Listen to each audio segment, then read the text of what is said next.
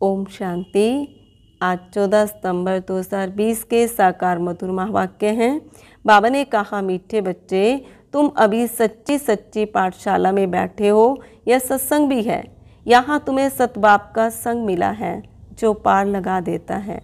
प्रश्न, हिसाब किताब के खेल में मनुष्यों की समझ और तुम्हारी समझ में कौन सा अंतर है? उत्तर, मनुष्य समझते हैं यह जो दुख सुख का खेल चलता है, यह दुख सुख सब परमात्मा ही देते हैं, और तुम बच्चे समझते हो कि यह हर एक के कर्मों के हिसाब का खेल है।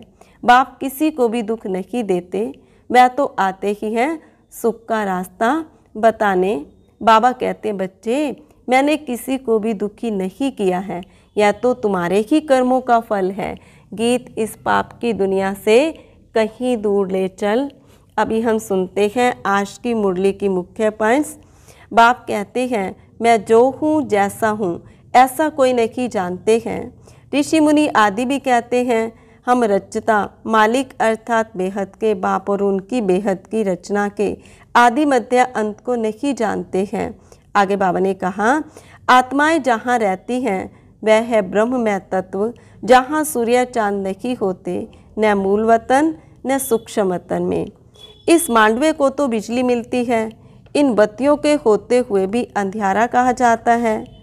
सत्युग त्रेता को कहा जाता है दिन, और भक्ति मार्ग को कहा जाता है रात। आगे बाबा ने कहा, यह है बेहद का घर, मांडवा अथवा स्टेज। इनको कर्म क्षेत्र भी कहा जाता है।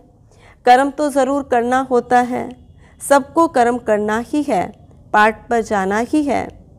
पाठ हर एक आत्मा को पहले से मिला हुआ है। फिर बाबा ने कहा, सतगुरु का नाम क्या है? अकाल मूरत। सतगुरु को अकाल मूरत कहते हैं। वह आकर मुक्ति जीवन मुक्ति का द्वार खोलते हैं। अकाल मूरत है ना, जिसको काल खा नहीं सकता।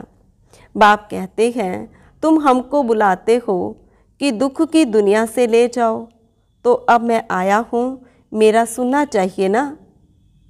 बाप बच्चों को बैठ समझाते हैं, अच्छी मत मिलती है तो वह लेनी चाहिए ना, तुम्हारा भी कोई दोष नहीं, यह भी ड्रामा। आगे बाबा ने कहा, कोई कहते हमने गुनाह क्या किया जो ऐसा पाठ रखा है। अब गुनाह की बात नहीं, यह तो पाठ है। ऐसे तो फिर सब कहेंगे हमको यह पाठ क्यों, यह बना बनाया ड्रामा है। फिर परम शिक्षक बाबा कहते हैं, बहुत सहनशील चाहिए, माया के विघ्न तो बहुत पड़ेंगे। विश्व की बादशाही लेते हो, कुछ मेहनत तो करनी पड़े। फिर बाबा ने कहा, अभी तो सुबह को क्लास आदि में जाते हो सेंटर्स पर, वह भी समय आएगा जो तुम बाहर निकल नहीं सकेंगे। दिन प्रतिदिन ज़माना बिगड़ता जाता है और बिगड़ना है। फिर बाबा ने कहा, भगवान से मिलने के लिए यह भक्ति आदि सब करते हैं ना। अब बाप बैठ सारा समाचार सुनाते हैं। बाप कहते, बच्चे, तुम कितने भाग्यशाली हो। बाबा ने कहा, विचार करने की बात है। आत्मा कहती है, हम परमात्मा की संतान हैं, फिर हम दुखी क्यों हैं? बाप तो है ही सुख देने वाला, मैं कभी दुख नहीं देता हूँ। फिर लास्ट में बाबा ने कहा, और कुछ न समझो, सिर्फ एक बात बुद्धि में रखो, एक शिव बाबा दूसरा ना कोई। हाथों से कर्म करते रहो और बुद्धि से बाप को याद करते रहो। अच्छा, मीठे मीठे सिक्के लद्दे बच्चों प्रति माता पिता बाप दादा का याद प्यार और गुड मॉर्निंग। रूहानी बाप की रूहानी बच्चों को नमस्ते, रूहानी बच्चों की रूहानी बाप दादा को नमस्ते, गुड मॉर्निंग, नमस्ते बाबा, नमस्ते, शुक्रिया बाबा, शुक्रिया। धारणा के लिए मुख्य सार।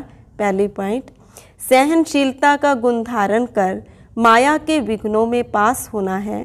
अनेक आपदाएं आएंगी, अत्याचार होंगे, ऐसे समय पर सहन करते बाप की याद में रहना है, सच्ची कमाई करनी है। दूसरी पॉइंट, विशाल बुद्धि बन इस बने बनाए ड्रामा को अच्छी रीति समझना है।